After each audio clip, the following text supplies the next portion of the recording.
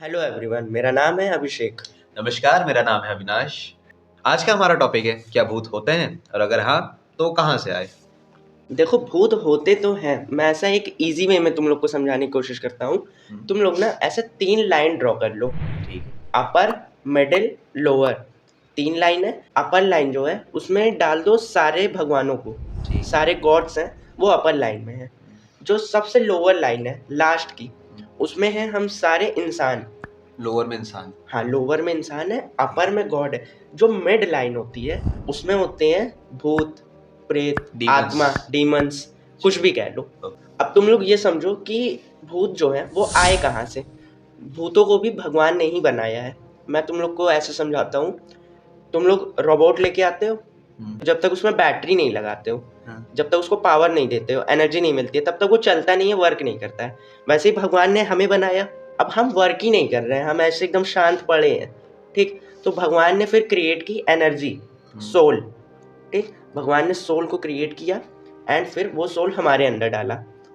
ठीक, तो हम लोग वर्क कर रहे हैं। जिस दिन हमारी बैटरी डाउन होगी, टाइम पीरियड खत्म होगा, हमारी सोल हमसे अलग हो जाएगी। ठीक, जो मिड लाइन है उसमें हम सबकी आत्माएं, भूत प्रेत। और जब मैं अच्छा, बहुत से लोग ऐसा सोचते हैं कि ये भूत प्रेत आत्मा ये सारे एक ही नाम है। नहीं, ऐसा नहीं होता है।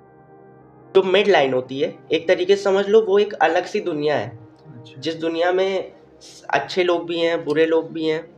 ये मिड लाइन हम ऐसे नॉर्मल लोग नहीं देख सकते, क्योंकि हम लोग इतने ज़्यादा, हमारा माइंड डेवलप नहीं है स्पिरिचुअल लेवल पे। ठीक, कौन देख पाता है? एक एग्जांपल मैं दे रहा हूँ, अघोरी। अच्छा, मैंने ये लाइन क्यों बोली कि सबसे ऊपर गॉड है, मिड में घोस्ट एंड लास्ट में ह्यूमंस। घोस्ट गॉड के ऊपर या ह्यूमन के नीचे क्यों नहीं है, मिड में क्यों है? तुम लोग ऐसे समझो, तुम लोगों ने साधनाओं के बारे में सुना है? नहीं। हाँ, मैंने सुना। ठीक है, थोड़ा बहुत जानता हूँ। जिन्हें साधनाओं के बारे में नहीं पता है, हम उसके लिए अलग से वीडियो बना सकते हैं इस टॉपिक पे। थोड़ा सा एक्सप्लेन, छोटा मोटा। साधनाएं प्रैक्टिसेस। हाँ, तो जो अघोरी जो साधना करते हैं, तो उन्हें साधना जब अचीव होने लगती है पावर्स, तो उन्हें सबसे पहले दिखने चालू होते हैं घोष। जितनी भी ऐसी चीज़ें हैं सबसे पहले वो दिखती हैं, फिर उसके बाद जाके उन्हें कहीं भगवान मिलते हैं। बहुत सालों की तपस्या होती है उनकी। तो इसीलिए, क्योंकि सबसे पहले जो अघोरी है वो पैदा हुए, बड़े हुए, उन्होंने इंसानों को देखा। एक लोअर लाइन। फिर जब वो स्पिरिचुअली डेवलप करने लगे खुद को, तो उन्हें दिखी मिड लाइन। फिर जब वो एकदम प्रॉपर डेवलप हो गए, तब जाके उन्हें मिले भगवान। अभिषेक, मेरे पास एक क्वेश्चन है। अरे, तुमने भी बताया भूत प्रेत आत्मा चुड़ैल और ये सब के बारे में कि सब अलग अलग होते हैं। तुम थोड़ा सा मतलब डिस्क्राइब कर सकते हो किस तरह अलग अलग होते हैं? बिल्कुल। तुम लोगों ने ब्रह्म राक्षस के बारे में सुना है? हाँ, जी टीवी पे आता था एक सीरियल ब्रह्म राक्षस करके। हाँ, ब्रह्म राक्षस ऐसे नाम सुन के हम लोगों को लगता है कि बॉलीवुड कैरेक्टर नेम है या ऐसा कुछ है, मगर ऐसा नहीं है। ब्रह्म राक्षस एक स्पिरिट होती है, जो कि जो अपर लेवल के पंडित होते हैं, जो हवन वगैरह करते हैं, अच्छे से पूजा करते हैं। वो पंडित की जब अकाल मृत्यु होती है, अकाल मृत्यु क्या होता है? अचानक से ऐसे किसी एक्सीडेंट से मरे। तो जो ऐसे पंडित होते हैं जिनकी इच्छा पूरी नहीं हो पाती है, ठीक, तो वो बनते हैं, उनकी जो स्पिरिट होती है वो स्पिरिट कहलाती है ब्रह्म राक्षस, क्योंकि वो मोक्ष उनको मिला रही है। उनकी इच्छा पूरी नहीं हुई है तो उनको मोक्ष नहीं मिला। ठीक, मैं एक फेमस स्टोरी है, बहुत से पॉडकास्ट में इसे कवर भी की गई है, मैं थोड़ा सा ऐसे शॉर्ट करके बता देता हूँ। एक गांव था, वहाँ पर ऐसे 2-3 मंजिल का एक मकान था। ठीक, बहुत पुराना मकान था, ऐसे टूटा फूटा सा। ठीक, उसी गांव में एक लड़का रहता था, जो ऐसे उस टाइम की, मैं उस टाइम की बात बता रहा हूँ जिस टाइम ऐसे पंडितों का वो था कि विद्या सीख ले, विद्याओं के बारे में जान। तो वो जो लड़का था ना, उसे नहीं आ रही थी, तो उसके घर वालों ने उसे डांटा, चिल्लाया, गुस्सा गुस्सा किया। तो उसको ना गुस्सा ऐसे, वो जो लड़का जो डांट खाया था, उसे ना ऐसे गुस्सा सी आई कि यार बेकार है अपना, तो अब मैं सीख के ही आऊँगा, कुछ भी हो जाए। उसने ये ठान लिया गुस्से में। तो वो गया अपने दोस्तों के पास। दोस्त जानते हो कैसे होते हैं, है ना? सीरियस लेना नहीं। तो दोस्तों के पास गया, उसने सिचुएशन बताई। तो दोस्तों ने क्या किया, वो जो घर था ना, उस घर में उसको भेज दिया। कहा यहाँ पे एक बहुत विद्वान पंडित रहते हैं जो तुम्हें सिखा देंगे। वो गया, घर गया, पहला मंजिल देखा टूटा फूटा है, दूसरा मंजिल टूटा फूटा। वो तीसरे मंजिल पे गया, तीसरे मंजिल का एक रूम एकदम अच्छा सा प्रॉपर, ठीक, पर वहाँ पे कोई है नहीं। तो वो दूसरे रूम में, उस रूम में वो नहीं रुकता है, वो दूसरे रूम में जाके इंतजार करता है कि कोई ना कोई तो आएगा। गेट के पास है, समझ लो, इंतजार करता है कि कोई ना कोई तो आएगा, कोई आएगा तो गेट ही से आएगा, कोई ना कोई तो आएगा। तो उस लड़के को सुबह से शाम हो जाती है, ठीक। वो शाम को उस रूम के अंदर देखता है तो वहाँ पे कैंडल्स जल रही है, मोमबत्ती। तो वो उस रूम में जाता है, उस रूम में देखता है कि वहाँ पे ना एक पंडित जी बैठे हुए हैं एंड मेडिटेशन कर रहे हैं। तो वो ना उन्हीं के पास जाके बैठ जाता है, और जैसे ही वो बैठता है वो पंडित ऐसे आँख खोल के उसे देखता है। पंडित जो है वो पूछते हैं कि क्यों आया है यहाँ पे।